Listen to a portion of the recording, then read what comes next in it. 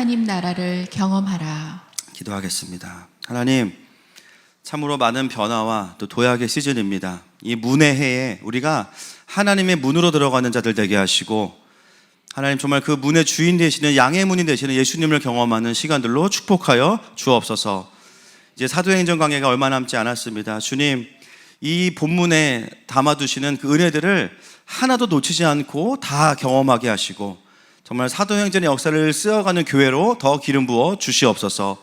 그러기 위해서 오늘 일어나야 되는 돌파를 허락하시고 새로운 기름 부으심을 더하여 주옵소서. 예수님의 이름으로 기도합니다. 아멘.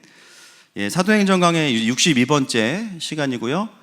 아마 다음 주, 다다음 주에서 2번 정도 하면은 이제 이 사도행전의 여정은 끝나게 되고, 그 다음 본문은 다니엘서를 하도록 하겠습니다. 그래서 이 구약의 계시록이 다니엘이거든요. 그래서 이 다니엘 안에는 다음 세대를 통한 하나님 나라의 여러 가지 귀한 것들이 들어있기 때문에 우리가 이제 다음 세대를 축복하면서 또 다니엘서를 또 계시록과 함께 연결해서 보도록 하겠습니다. 지난주에는 바울을 태운 이 배가 이제 로마로 항해를 하게 되는데, 그때 이제 하나님께서 먼저 사도 바울에게 감동을 주셨어요. 예, 지금 배를 띄우지 말라는 거예요. 지금은 가면 안 된다라는 거죠.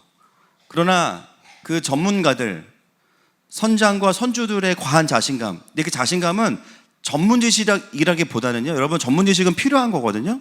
라기보다는 그 전문 지식이 돈과 연결되어 있어서 문제가 됐던 거죠. 그래서 과하게 그 화물을 운반해야 돈이 되기 때문에 어떻게든 가보자. 그리고 또 많은 사람들이 그 항구가 불편해서 거기에 뭐 밥집도 없고 놀 데도 없으니까 좀 더 편한 곳으로 가자, 이런 의견들이 많았기 때문에 부득이하게 배를 움직이기 시작했습니다. 근데 그 과정에서 이 배는 유라굴로라는 광풍을 만나게 되죠. 그리고 정말 하나님께서 바울을 통해서 예언하신 대로 이제 파선의 과정을 거치게 되면서 그들이 그토록 집착했던 배의 귀한 화물들을 다 버리게 됐어요. 그리고 배를 움직이는 핵심 기구들만 남겨놓고 모든 기구들을 다 또 버렸어요. 그리고 나서 바울이 두 번째로 이제 또 한번 하나님의 감동을 나누죠. 한번 보겠습니다. 23절과 24절 말씀 시작. 내가 속한 바 곧 내가 섬기는 하나님의 사자가 어젯밤에 내 곁에 서서 말하되, 바울아 두려워하지 말라. 내가 가이사 앞에 서야 하겠고 또 하나님께서 너와 함께 항해하는 자를 다 내게 주셨다 하였으니. 여러분, 지금 이 배는 전혀 앞이 보이지 않고 소망이 없습니다. 하나님 뭐라고 말씀하세요?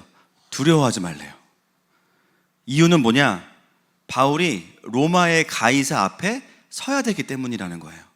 다른 이유가 아니고, 하나님 나라의 부르심이 성취되기 위해서는 바울이 살아있어야 되고, 바울을 태운 이 배와 사람들은 무사해야 된다는 거예요. 여러분, 인생에 예수님을 모시고 가는 사람들은 주님께서 지키십니다. 그래서 이들이 안전할 수밖에 없는 이유는 바울에 대한 부르심이 여전하고 유효하기 때문이라는 거예요. 그래서 25절 말씀 같이 읽겠습니다. 시작. 그러므로 여러분이여 안심하라. 나는 내게 말씀하신 그대로 되리라고 하나님을 믿노라. 그래서 이유 없는 자신감이 아니고요, 사명에 근거한 자신감이에요. 그래서 여러분 안심하십시오. 나는 내게 말씀하신 하나님의 약속대로 될 것을 믿습니다. 이렇게 이야기해요. 여러분, 바울은 이번만이 아니고요, 그동안 살아오면서, 그리고 선교사로 살아오는 시간 속에서 그가 경험한 게 뭐냐면 정말 죽음의 위기가 많았어요. 이미 그때 죽었어야 돼요. 그런데 그때마다 하나님께서 자신을 살려주신 것을 경험했습니다. 그때마다 느낀 게 뭐냐면, 내가 안전해, 그게 아니라 내 안에 하나님의 나라가 여전하기 때문이구나. 나를 향한 하나님의 부르심이 여전히 존재하기 때문에 하나님이 나를 계속 이기게 하시고 죽음의 위기를 건너가게 하시는구나 라는 것을 삶을 통해 경험했어요. 여러분, 우리가 예수님을 믿고 영접하면 하나님의 자녀가 됩니다. 아멘이시죠? 근데 자녀가 되고 나서 주님께서 우리를 하늘로 데려가시지 않고 이 땅에 살게 하신다는 거예요.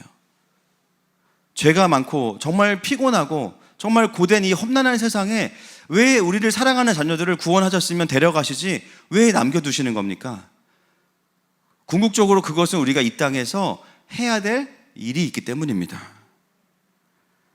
여러분, 그래서 우리가 죽는 거는 병에 걸려서 죽는 게 아니에요. 사명을 다해서 죽는 겁니다. 병은 그냥 쓰임받는 거예요. 아멘이시죠? 그래서 우리가 이 땅에서의 삶을 정말 퀄리티 있게 살아가려면 하나님의 백성들은 당연히 부르심을 따라 살아가는 것이 정상이고 그게 온전한 삶의 방식이라는 거예요. 그래서 아무리 내가 이 땅에서 지금 사업이 어려워지고 가진 거를 다 잃어버리고 마치 오늘 본문에 나온 이 배처럼 돈이 될 거라고 생각했던 것들을 다 잃어버리고 앞으로 어떻게 살지 막막한 그 상황에서도요, 다시 회복할 수 있는 유일한 동아줄이 있다면 그것은 뭐냐면 하나님의 부르심을 회복하는 거예요. 할렐루야. 다시 부르심을 붙잡을 때 우리의 가정의 회복이 있고 교회의 회복이 있고 대한민국의 회복이 있는 줄 믿습니다. 오늘 바울을 보시면 그 파손된 배에서요, 며칠째 먹지도 못하고 사람들이 전부 다 지쳤어요. 전부 다 이제 소망이 없다고 말합니다. 근데 유독 바울만 전혀 다른 이야기를 합니다. 그것은 그의 어떤 자신감이나 실력이 아니라 그 안에 있는 하나님의 나라로부터 나오는 메시지인 거예요. 여러분, 이 믿음의 고백이 우리 가운데 충만하길 선포합니다. 그 하나님의 부르심으로부터 나오는 선포가요, 우리의 영을 깨우고 나의 묶인 것을 풀어내고 나의 연약한 육신을 일으킬 줄 믿습니다. 아까 어떤 분이 그런 얘기 하셨어요. 집에 이사를 갔는데 집 앞에 뷰가 이제 산도 있고요, 송전탑이 있대요. 그래서 얼핏 보면 에펠탑 같다고 그러더라고요. 그래서 믿음으로 보면 에펠탑, 그죠? 근데 막 송전탑이 있으면은 좀 뭐 몸이 안 좋다 그런 얘기를 막 하셨는데 그 대화의 결론이 뭐냐면 아플 텐데 죽진 않아. 결국은 부르심을 이룰 때까지는 사는 거예요. 할렐루야. 네, 그래서 우리가 좋은 걸 먹어야 되는 이유는 이 땅에서 무병장수하려고 먹는 게 아닙니다. 그렇죠? 어차피 안 죽어. 할렐루야. 이왕 안 죽을 거 건강하게 부르심 따라가려면 아프면 안 돼요. 할렐루야. 옆 사람에게 아프지 맙시다. 시작. 네. 그 이유 때문이에요. 여러분, 25절까지는 그래서 사도 바울에게 주신 하나님의 감동을 나누고요, 26절을 한번 읽어볼게요. 26절 시작. 그런즉 우리가 반드시 한 섬에 걸리리라 하더라. 이거는 감동이라기보다는 쉽게 말하면 사도의 촉입니다. 촉. 사도의 촉. 왜 사도의 촉이라고 말하냐면, 여러분, 사도적인 사람들은요, 부르심과 그림이 너무 확실해요. 결국 어떻게 될지 알아요. 근데 현실은 그렇지 않거나 반대되어져 있기 때문에 이 현실이 하나님 나라의 완성으로 가려면 어떤 일이 일어나야 되는지를 압니다. 그러니까 사도 바울은 그 하나님의 감동을 딱 받으면서 어떤 마음이 생겼냐면요, 아, 우리가 이 배가 파손되고 다 죽는 게 뜻이 아니라면 결국은 바다에 있는 게 아니라 어떤 섬에 걸릴 거야. 이걸 우리가 이제 하늘의 전략이라고 말합니다. 하늘의 전략. 여러분, 하나님의 일은요, 하나님의 전략으로 해야 됩니다.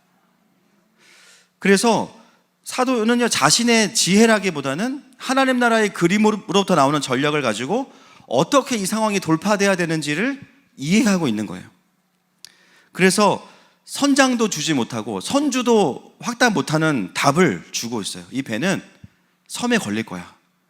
선주랑 선장도 놀랬겠죠. 아니, 어떻게 저렇게 자신감 있게 얘기하지? 그것은 왜 그래요? 그 안에 하나님 나라의 그림이 분명하기 때문입니다. 여러분, 하나님의 백성들이 정말 이 도시 안에서 도시 선교사로 살아간다는 것은 바로 이런 삶을 사는 것을 의미해요. 여러분, 우리가 전문가가 돼야만 뭔가 이 세상을 섬길 수 있는 것은 아니에요. 물론 필요합니다. 그죠? 나는 의사가 돼서 내가 이 세상을 치료할 거야. 근데 공부를 못해서 의사가 안 돼. 그럼 문제가 되는 거야. 그죠? 그러니까 전문적인 건 필요해요. 그러나 그것보다 더 위에 있는 게 뭐냐면 하나님 나라의 그림으로부터 나오는 전략이 있어야 되는 거예요. 그거는 전문 지식에 근거한 것은 아닐 수 있습니다. 오히려 반대될 때가 더 많아요. 반대될 때가. 여러분, 그런데 하나님께서 여러분들을 그 직장과 회사로 부르셨다는 것은 뭐냐면 사실 그 직장과 회사를 사랑하신다는 증거입니다. 아멘이십니까? 나는 회사가 싫어. 맞아요. 그런데 하나님은 그 회사를 사랑하시기 때문에 여러분들 보내신 거예요. 내가 이 가정에 이 배우자와 만나서 사는 것 무엇 때문이에요? 하나님께서 그 배우자를 사랑하시기 때문이에요. 그럼 나는 이분도 음성을 그렇게 듣겠죠. 이제 그 사람을 사랑해서 내가 너를 그에게 보냈다. 그래서 하나님의 백성들은요, 하나님의 부르심이 확실하기 때문에 물론 질서 안에서 해야겠죠. 막 아침마다 기도하고 사장실 막 문 열고 들어가서 사장님 저희 회사가 이렇게 가면 안 됩니다. 막 그러면 안 돼요. 그렇죠? 질서 안에서 기회가 주어질 때 분명하고 겸손하게 이야기할 수 있어야 돼요. 하늘의 권위로. 여러분, 바울 한 명 때문에요 276명의 사람들이 생존을 경험하게 돼요. 이 사람들은 하나님을 경외하는 사람들이 아니었습니다. 바울 한 사람 때문에 이들에게 하나님의 나라가 풀어지기 시작해요. 제가 그 신우회 사역을 할 때 전에도 한번 이런 간증을 나눈 적이 있는데요. 1년 정도 섬겼던 회사가 이제 몇 개가 있습니다. 5개 있었는데요. 그 중에 한 신우회가 이제 강남역의 4번째 신우회예요. 제가 이제 25분 단위로 설교했거든요. 그래서 1, 2, 3, 4, 4번째. 그 회사가 이제 그 설문 회사 중에서 지금은 더 훨씬 커져가지고 거의 뉴스에 웬만한 설문을 많이 하시더라고요. 근데 그 회사가 이제 세워지는 과정에서 거기 신우회가 있었는데, 제가 신우회를 섬길 때 어떤 문제가 있었냐면, 그 회사에 자금이 이제 바닥이 나서 도산이 얼마 남지 않은 상황인 거예요. 근데 어떤 일이 벌어졌냐면, 회사의 대표가 천주교인인데 신우회를 오시는 거예요. 너무 다급하니까. 여러분, 대표가 오면 어떤 일이 벌어지는지 저는 봤어요.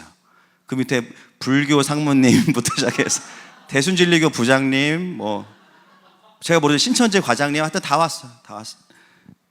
신우회가 엄청 부흥했어요. 한 달 동안. 전부 다 제가 아무 얘기도 안 했는데 다 회개하고 막 하나님의 얼굴을 구하고 막. 그때 제가 무슨 설교했냐면, 이 회사의 부르심이 뭐냐, 부르심을 붙잡아야 된다 막 설교하고, 그래서 몇 명 안 모이던 신우회가 갑자기 엄청 부흥하면서 막 주님 살려달라고 막 난리가 난. 한 달 정도 예배하고 어떤 일이 벌어졌냐면, 일본에서 전혀 모르는 투자자가 100억을 투자했어요. 할렐루야. 100억이 얼마인지 모르시죠 지금? 100원보다 훨씬 커요, 여러분. 그래서 순식간에 그냥 문제가 해결됐어요. 여러분, 어떤 기복적인 메시지라기보다는요, 그게 아니라 그 회사가 회사의 부르심 앞에서 정렬되어지고 그 회사의 리더십이 거기에 순복하는 것을 통해서 하나님이 그 회사의 하늘을 여시는 것을 전 직원이 다 경험했어요. 지금은 더 그 회사 성장을 했더라고요. 여러분, 오늘 또 저희가 이제 광화문과 뭐 여의도도 지금 열렸다고 하는데 많은 믿는 자들이 모입니다. 지금 지방에서 버스만 2,000대 넘게 올라온다고 하는데요. 여러분, 최근 글쎄요, 저는 들어본 적이 없어요. 이렇게 교회가 어떤 이유에서가 연합이 돼서 모였던 거는 저는 거의 글쎄요, 언제인지 모르겠습니다.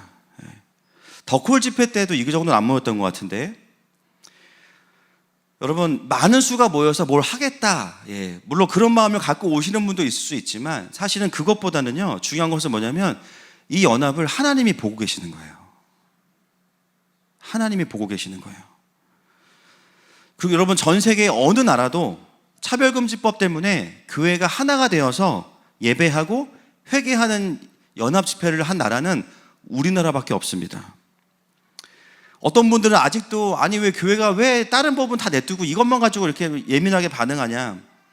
여러분, 조금만 차별금지법을 공부해 보신 분들 다 아실 거예요. 이건 하나의 그냥 한 정당에서 내놓은 법안이 아니고 전 세계의 영적인 인본주의 흐름의 첫 관문을 여는, 그 틈을 벌리는 법이 차별금지법입니다. 이게 열리면요, 그 뒤에 엄청난 그 영적인 어둠의 함대들이 기다리고 있는 거예요. 그래서 이 법이 통과된 나라들을 여러분 찾아보시면 다 아실 겁니다. 영국부터 지금 뭐 미국도 지금 오락가락 하잖아요. 가정과 교회가 다 무너지고 더 이상 성경을 설교하기가 어려워지는 거예요. 한 국가가 아니라 국가의 재단이 되는 교회가 무너지는 이 전략에 우리가 나라를 빼앗길 수 없기 때문에, 할렐루야, 이거는 좌우의 문제가 아니고요, 앞뒤의 문제가 아니고요, 위아래의 문제가 아니에요. 할렐루야. 그것은 하나님의 나라의 문제입니다. 옛날 같으면 저도 막 주최 측이 누구냐, 누가 오느냐, 막 이런 거에 더 민감했을 텐데, 제가 기도하면서 가만히 이 움직임이 어떻게 이제 흘러가는지를 봤어요. 근데 여러분, 열매가 뭐냐면요, 연합이에요. 여러분, 한국교회가요, 연합을 못하기로 아주 랭킹 1일 겁니다. 교단만 300개 아마 더 늘었을 거예요.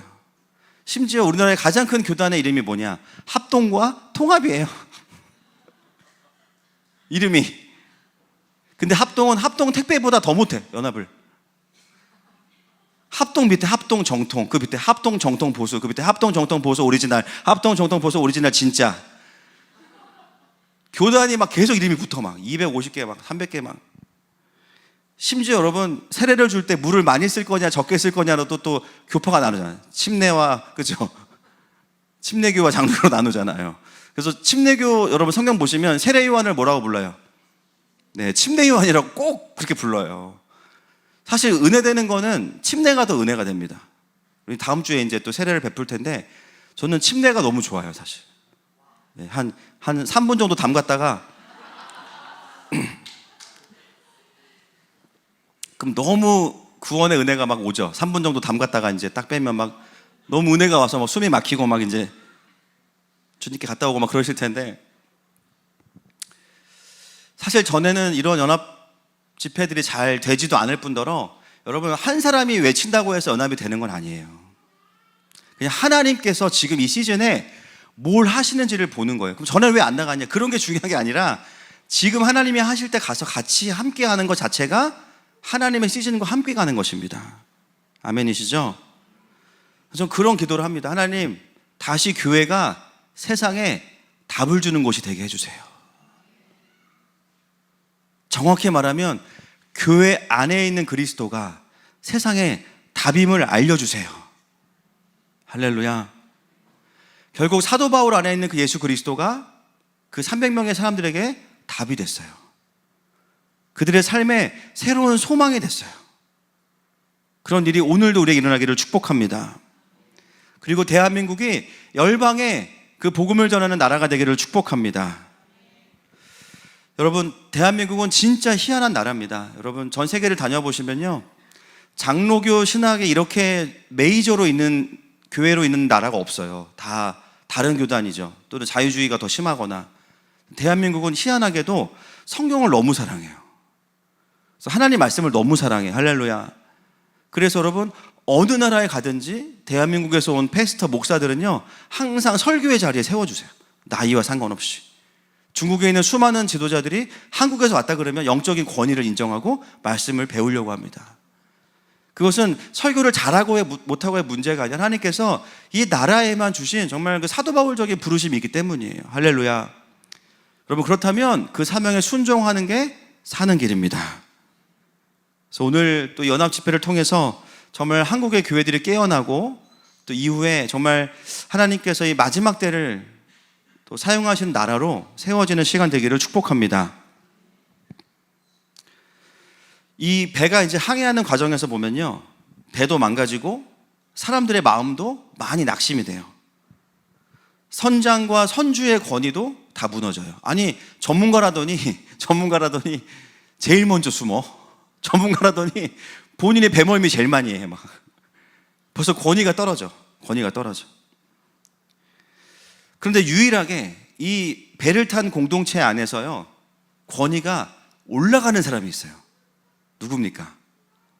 네, 바울이에요. 바울이 처음 신분은 뭐였어요? 배에 탈 때. 지금은 이제는 사도예요. 옛날엔 바울이 얘기하면요, 아무도 신경 안 써. 근데 그의 예언이 풀어지고 나서 실제가 되고 나니까요, 사람들이 저 사람 뭐 있다. 그러면서 그 사람의 말을 무게 있게 듣기 시작해요. 여러분, 바울은 자기가 어떤 학교를 나왔고 어떤 능력이 있고 얼마나 사역을 잘했는지를 자랑한 적이 없어요. 그가 얘기한 건 뭐냐면, 지금 그들이 들어야 할 때에 맞는 하나님의 양식을 설명해 준 것밖에 없어요. 근데 그 잠깐의 메시지를 통해서 사람들이 뭐냐면, 저 사람 속에는 뭔가 있다라는 것을 알게 된 거예요. 그게 바로 영적인 권위입니다. 여러분, 영적인 권위라는 것은 내가 나를 주장해서 세우는 게 아니에요. 나를 통해 말씀하시는 하나님이 드러날 때, 우리의 사회적인 신분과 위치와 상관없이 하나님이 저와 여러분을 세우실 겁니다. 모든 게 무너지고 모든 소망이 사라질 때 오히려 그 안에 킹덤을 가진 자들은 빛을 발하기 시작하는 거예요. 그래서 그 사람의 위치가요, 지금은 부르심에 합당한 자리가 아니라면 시간이 지날수록 합당한 자리로 하나님께서 옮겨주시는 거예요. 여러분, 이런 은혜가 우리 모두에게 있기를 축복합니다. 특히 곧 수능 볼 친구들에게 있기를 축복합니다. 모르면 3번 할렐루야. 밀렸었는데 정답이 더 가까워져. 할렐루야. 여러분, 우리가 진짜 우리의 그 부르심에 충실할 때 올라가려고 애써서 올라가는 게 아니라 하나님이 옮겨주신다는 거예요. 아멘이시죠? 그래서 상황이 어렵다고 해서 같이 무너지는 게 아니라는 겁니다. 이제 사람들이 바울의 말을 무시하지 못하고 그 말을 따라 움직이기 시작해요. 자, 27절과 28절 보겠습니다. 시작. 열 나흘째 되는 날 밤에 우리가 아드리아 바다에서 이리저리 쫓겨가다가 자정쯤 되어 사공들이 어느 육지에 가까워지는 줄을 짐작하고 물을 재어보니 20길이 되고 조금 가다가 다시 재니 15길이라. 네, 이제 오늘부터가 이제 오늘 본문인데 여기부터가 빨리 끝내야 되는데 자, 열 나흘째 되는 날 밤에 이제 어떤 일이 벌어졌냐? 바울이 예언을 풀고 나서 보름 정도가 지난 다음에 그 사이에도 배는 이리저리 막 흔들리고 쫓겨가고 있어요. 근데 누가는 그거를 이제는 별로 대수롭지 않게 여깁니다. 여러분, 이게 뭘까요? 배에 탄 사람들이 이제는 어느 정도는 하나님의 그림이 들어오니까 이 풍랑이 와도 전처럼 놀래진 않는 거예요. 멀민하겠죠. 힘들긴 하겠죠. 그러나 이제 그건 중요한 게 아니야. 여러분, 하나님의 그림을 가진 사람들은 풍랑이 와도 버틸 수 있습니다. 이게 끝이 아니니까. 그리고 나서 조금 정도 시간이 지나고 나서 사공들이 배가 육지에 가까워지는 것을 짐작하고 나와요. 어떻게 짐작했을까요? 아직 보이진 않을 텐데. 사공들은 뭘로 배가 육지에 가까워지는 것을 알 수 있을까요? 보이지가 않는데. 깊이와 소리예요. 소리는 뭐냐? 파도가요, 육지를 싸대기 때리는 소리를 듣는 거예요. 찰싹찰싹 소리가 멀리서 들려오니까 이상하다. 이거 육지로 가까이 왔을 때 일어나는 현상이다. 그러면서 납을 던져서 그 길이를 재는데 한 길이 1.8m거든요. 그러면 20길은 몇 미터일까요? 36m입니다. 그리고 조금 더 가다가 보니까 또 길이 15길, 27m. 그 말은 뭐냐면 점점 수심이 얕아지면서 육지에 가까이 가고 있다는 거죠. 근데 여기서 이제 중요한 게 뭐냐면 점점 육지에 가까워지니까 사공들이 염려하기 시작해요. 뭘 염려하냐? 또 이제 전문적인 지식이 나오죠. 이거는 100% 암초에 걸릴 거야. 여러분, 이게 틀린 게 아니거든요. 그리고 아마 그 배에 수칙에 보면 점점 수심이 얕아지면 닷을 먼저 내리고 살펴야 된다는 게 있을 거예요. 매뉴얼대로 한 거예요. 근데 문제는 뭐냐면 하나님께서 주신 음성과 충돌되는 게 문제인 거예요. 틀렸다가 아니라 하나님의 말씀과 다르다는 게 문제예요. 바울은 뭐라 그랬어요? 작은 섬에 걸릴 거라고 했어요. 사공들은 그 메시지보다는 이 배가 육지로 더 붙어서 파손되면 안 되니까 그 전에 닻을 내려야 돼. 그래서 배의 고물, 여러분 고물이 어디죠? 배의 고물이 배의 끝입니다. 그래서 예수님이 어디서 주무셨어요? 풍랑이 있는 배에서, 배의 끝에서. 360도 바이킹, 그렇죠? 거기서 주무셨대요. 저는 그래서 안 주무셨다고 생각해요, 개인적으로. 눈 감고 그냥 참고 계셨다. 그 배의 고물에 계셨는데 그 고물에서부터 닻을 내려서 배를 정박시킨 거예요. 여러분, 여기서 이제 우리가 봐야 되겠습니다. 때로는 우리의 삶의 노하우와 전문적인 기술들이 필요하지만 하나님의 음성과 충돌될 때는요, 누구의 음성을 따라가야 될까요? 당연히 하나님의 음성을 따라가야 돼요. 여러분, 베드로는 누구보다 갈릴리 바다를 잘 아는 사람이에요. 그 시간에 깊은 곳에는 물고기가 있으면 안 돼요. 근데 전혀 나이도 어리고 전혀 배를 모르는 사람이 와서 갑자기 설교 뭔마다 하더니 깊은 곳에 그물을 던지라는 거예요. 그러면 전문가의 입장에서는 이거는 말이 안 되는 거거든요, 지금. 이거는 시간 낭비거든요. 근데 베드로 어떻게 해요? 자기의 전문성을 내려놓고 하나님의 음성에 순종합니다. 그때 뭘 경험해요? 만선의 기적을 경험해요. 이거는 상식적으로 있을 수 없는 일이에요. 그래서 베드로가 어떻게 해요? 주여, 나는 죄인입니다. 나를 떠나소서. 주님이 베드로를 콜링하시죠. 지금 이 사공들은 뭘 하고 있냐면 사실은 배가 파손되더라도 섬에 걸리게 두어야 했어요. 자신들의 전문적인 기술과 염려가 그 하나님의 음성을 따라가는 것을 또 막고 있는 거죠. 아니나 다를까 그들의 모습이 드러납니다. 30절 말씀 보겠습니다. 시작. 사공들이 도망하고자 하여 이 물에서 닻을 내리는 채하고 거룻배를 바다에 내려놓거늘. 사공들이 자기네 살겠다고 몰래 도망가려고 합니다. 여러분, 하나님 나라의 관점에서 보면요, 이것은 하나님의 정렬에서 이탈되는 겁니다. 왜 이런 행동을 할까? 29절 한번 그 앞에 구절 보겠습니다. 시작. 암초에 걸릴까 하여 고물로 단 넷을 내리고 날이 새기를 고대하니라.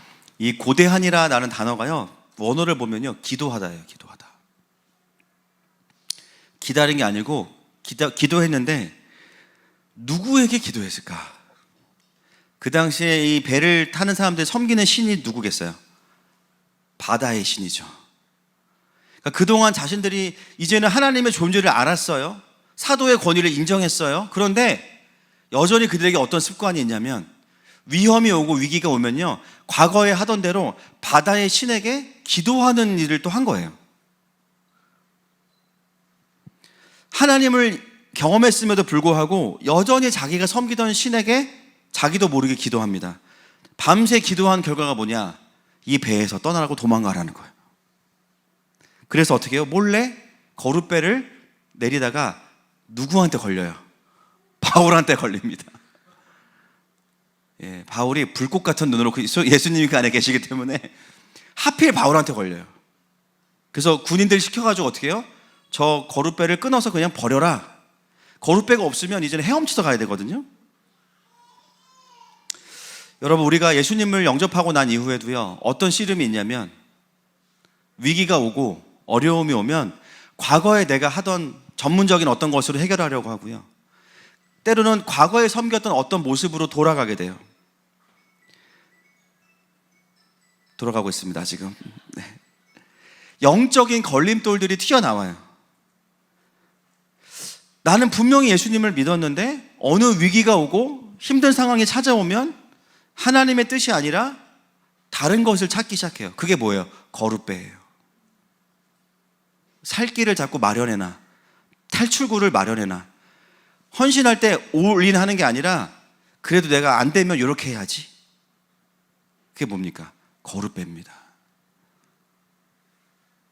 밤새 그들이 우상에게 기도했는데 우상에게 기도한 결과가 뭐냐면요, 더 사망에 묶여요.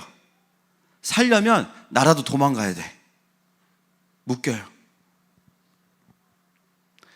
여러분, 때로 우리가 하나님께 기도한다고 하지만, 하나님의 음성을 듣는다고 하지만 그 열매가 하나님을 신뢰하고 하나님의 나라가 더 확장되는 게 아니라 기도의 열매가 두려움이 커지고 나만 살겠다고 어떤 움직이겠다는 결정들이 나고, 만약에 그런 것이라면 그거는 성령 안에서 한 기도가 아닐 겁니다. 지금 이 사공들은 순식간에 그 정열 안에서 이탈하려고 하는 거예요. 본인들은 어떻게 생각해요? 이게 사는 길이다라고 생각했겠죠. 그러나 그것은 죽는 길입니다. 그래서 하나님이 그들을 사랑하셔서 사도 바울에게 전문용어로 뽀록나게 하셨어요. 걸렸어요. 그래서 그 거룻줄을 끊어서 아예 그 배를 없애버렸기 때문에 이제는 누구도 함께 움직이지 않고서는 이 배에서는 나갈 수가 없게 된 겁니다. 자, 그 다음에 33절부터 37절 보겠습니다. 시작. 날이 새어 가매 바울이 여러 사람에게 음식 먹기를 권하여 이르되 너희가 기다리고 기다리며 먹지 못하고 줄인 지가 오늘까지 열 나흘인즉 음식 먹기를 권하노니 이것이 너희의 구원을 위하는 것이요 너희 중 머리카락 하나도 잃을 자가 없으리라 하고 떡을 가져다가 모든 사람 앞에서 하나님께 축사하고 떼어 먹기를 시작하매 그들도 다 안심하고 받아 먹으니 배에 있는 우리의 수는 전부 276명이더라. 그리고 나서 바울은 무엇을 했냐? 사람들에게 양식을 먹을 것을 권면합니다. 여러분, 이 본문을 보면요, 참 놀라운 게 떡이 있었어요. 떡이 있었어. 그동안 뭐 한 거야? 떡을 있었는데 안 먹었어요. 그죠? 우리는 이해가 안 되죠. 떡이 있는데 안 먹었어. 왜 안 먹었죠? 혹시 오랫동안 길어질지 모르니까 떡을 먹지 말고 일단 기다려보자. 또는 너무 근심이 눌려서 먹는 것을 잊어버렸을 수 있겠죠. 우리는 뭐 그러지 않지만 우리는 이제 먹고 죽자잖아요. 그죠? 결국 이들은 뭐냐면 근심과 염려로 인해서 그 배에 있었던 떡을 먹지 않았어요. 바울은 나서서 그들을 안심시킵니다. 지금 있는 이 떡을 먹고 힘을 내야 된다라고 이야기해요. 이건 비축할 것이 아니다. 여러분, 바울의 권면은 그들을 계속해서 공급하시고 먹이실 하나님에 대한 신뢰로부터 나오는 권면이에요. 여러분, 사단의 역사와 하나님의 일하심은 정확하게 반대입니다. 여러분, 사단이 일하는 방식이 이런 방식이에요. 미래에 대한 불안함과 두려움을 줘요. 그래서 일어나지 않을 일에 대한, 또는 일어난다 하더라도 주님이 도와주시면 괜찮은데 그 일어나지 않을 것에 대한 염려와 근심을 딱 주고 나서 오늘의 양식을 먹지 못하게 하는 거예요. 오늘의 기쁨을 누리지 못하게 하고, 오늘의 예배를 드리지 못하게 하고, 오늘의 은혜를 누리지 못하게 하는 거예요. 그래서 오늘 하루하루를 배고픔과 무기력으로 살게 만듭니다. 오늘의 경배를 잃어버리게 만들어요. 그럼 어떻게 되냐? 원래 나의 미래는 하나님께 달려있는데, 할렐루야, 그걸 절망의 그림으로 왜곡시켜 놓고 오늘 하루를 무기력으로 살게 함으로 인해서 이 하루하루가 쌓여서 진짜 그런 삶이 되게 만드는 거예요. 이게 사단이 하는 일입니다. 하나님은 어떻게 하시죠? 언약과 소망을 주시고 나서 어떻게 보면 지금 하루가 되게 불안정해. 지금 하루가 언제까지 내가 살지 모르겠어. 그런데 하나님은 언약과 소망을 주시면서 오늘 하루 먹어야 될 양식을 먹게 하시는 거예요. 오늘 받아야 될 은혜를 받게 하시는 거예요. 오늘 봐야 될 기쁨을 누리게 하시는 거예요. 여러분, 그런 하루하루가 쌓이면 어떻게 될까요? 그 언약이 실제가 되는 겁니다. 할렐루야. 그래서 바울을 통해서 일하시는 것을 보면서 우리는 하나님의 방식이 무엇인지를 알게 됩니다. 뭐라고 하냐면 너희들 머리카락 하나 잃어버리지 않을 거야. 거짓말입니다, 이거 사실. 그죠? 우리가 그냥 살아도 하루에 머리카락 50개 빠져요. 그죠? 많은 분들이 이 본문에서 탈모인들이 시험 들어요, 사실은. 그럼 난 뭐냐? 바울은 거짓말보다는 사실 강조하는 거예요, 강조. 네, 강조. 하나님의 너희들을 지키실 거야. 그러니까 이 떡, 이 음식들을 남겨두지 말고 일단 든든하게 먹어라 이야기합니다. 여러분, 예수님께서 실패하고 고향으로 돌아간 제자들을 찾아오셔서 제일 먼저 하신 사역이 뭐예요? 브런치 사역 하셨잖아요. 그렇죠? 아침부터 사시미 떠주시고 베드로 고기로 그러면서 먹여주신 거예요. 그렇죠? 그러면서 그 돌아와서 실패감에 젖어있던 제자들 사실 잘 먹지 못했을 겁니다. 우울증도 왔을 거고 너무 쉽지 않았을 거예요. 그 실패감 때문에. 다시 우리가 옛날처럼 주님과 함께 뛸 수 있을까? 회복될 수 있을까? 근데 주님이 와서 너네들 왜 나 부인하고 도망갔어? 베드로 내가 다 봤어. 이렇게 하시지 않고요. 밥 먹어라. 그렇죠? 밥 먹어라. 때로는 디테일하게 다 설명하지 않아도, 그죠? 여러분, 부부싸움하고 회복할 때 다 다시 확인해요. 그때 이 말 잘못한 거 체크. 동의하십니까? 동의합니다. 각서만 우리 500장이잖아요. 그거 하는 분도 있지만 사실 어떤 가정은 굳이 그런 얘기 안 해요. 그죠? 그냥 아내가 밥을 차려줘. 할렐루야. 그러면 뭐야? 아, 풀렸구나. 그죠? 그런 걸 경험하는 거예요. 그래서 어쩌면 이 바울을 통해서 주어지는 이 떡은 그들에게는 예수님께서 실패한 제자들에게 주었던 떡과 같은 의미예요. 격려죠, 격려. 제가 이 본문을 보면서 참 웃겼던 게 뭐냐면, 여러분, 사실 이 떡을 배급받아야 되는 사람이 원래 누굽니까? 바울이에요. 이거 지 떡 아니에요, 사실. 진짜 웃긴 상황이 이 떡은 원래 바울 게 아니거든요. 바울이 배급을 받아, 지금 누가 이걸 배급을 해요? 바울이 배급을 해요. 그리고 받는 로마 군인들은 감사합니다. 거기 뭐 요리사가 막 자기 건데 감사합니다. 막 받아가지고 먹고 있어. 근데 본문에 보면 축사하고, 심지어 축사하고. 그러니까 이거 완전히 그냥 주객이 바뀐 거예요. 그 276명들이 전부 다 뭘 경험했냐면 그 축사를 들었겠죠. 예수님의 모습과 동일한 축사. 그러면서 정말 그들을 격려하고, 이제부터 너희들 이걸 먹고 힘을 내서 육지로 올라가서 그 다음 더 중요한 시즌이 있는 거야. 여러분, 하나님은 우리가 더 다음 시즌을 뛰기 위해서 우리에게 영육간에 우리를 공급하시는 하나님이십니다. 그래서 다음 주에 고기와 밥과 메밀국수가 준비되어 있는 거예요. 저는 점점 준비하지 말라는 게 늘어날수록 불안해요. 왜 준비하지 말라고 하시지, 주님께서? 공짜로 먹여놓고 뭐 하려고 그러시지? 여러분, 11월을 기대하십시다.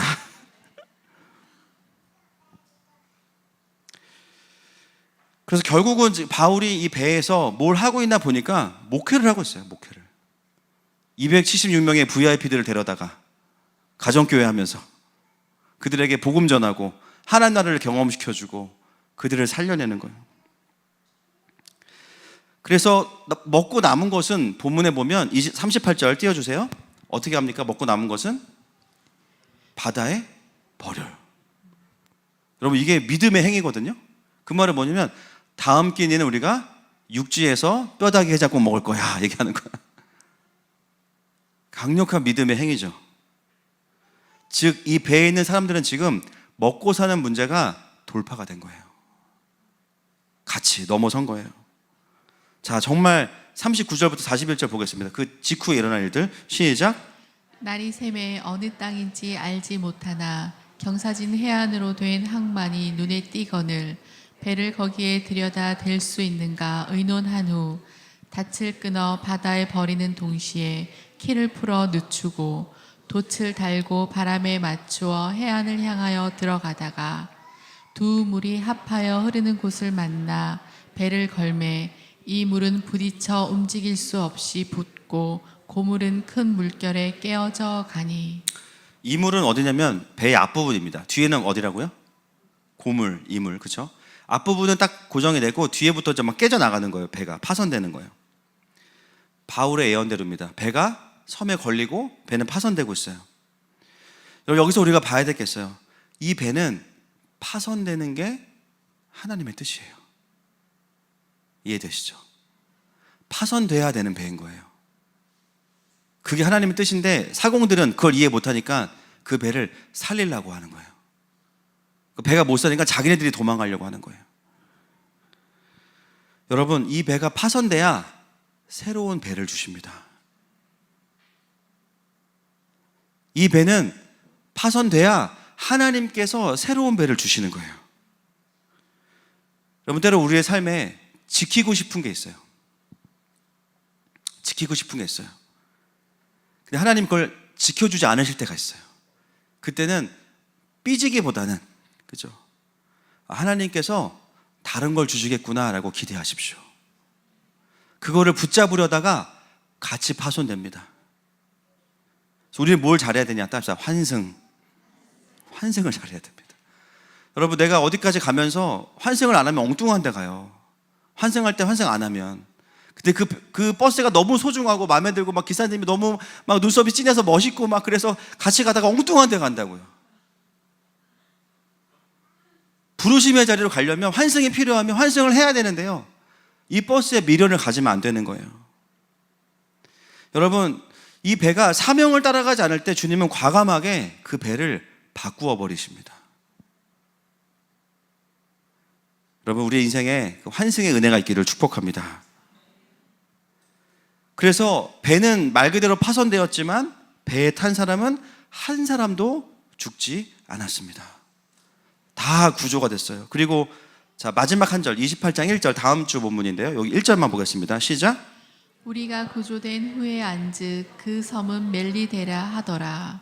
자, 멜리데가 어디 있는지 좀 보여주십시오. 바울이 로마로 호송되는 경로입니다. 저기 가운데 이게 뭐죠? 이거? 구름. 유라굴로 광풍을 만나는 거죠. 저기서 귀엽게 나왔어요. 제가 한 건 아니고. 그리고 배가 막 광풍에 휩쓸려 있지만 이게 또 믿음으로 봐야 되네. 자, 여기가 멜리데예요. 여기가 멜리데. 여기가 멜리데입니다. 멜리데라는 섬에 도착을 했는데 이 멜리데에서 100km도 가지 않아서 뭐가 있냐면 로마가 있어요. 로마의 가장 밑에 시실리아의 가장 가까운 섬으로 이 배는 걸리게 된 거예요. 여러분, 기가 막힌 게 뭐냐면 지금 이 배는 어디로 가는지 모르고 광풍에서 여기가 어디야? 막 깨지고 난리도 아닌데요.